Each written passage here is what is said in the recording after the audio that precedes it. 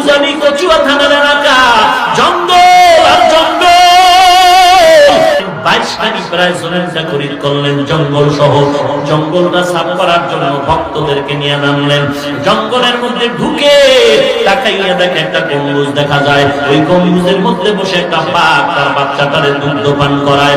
কাজী ইব্রাহিম ডাক দিয়া কয়, রে বাঘ, এখানে বনি আদম থাকার জন্য আছে আশরাফুল মাখলুকাত, তুমি তোমার জায়গায় চলে যাও, আমার মালিকানা জায়গাটা ছেড়ে দাও। কাজী ইব্রাহিম কথা বলতে দেরি হয়, বাঘ তার বাচ্চা কাঁধে নিয়ে দৌড় দিতে দেরি করে না।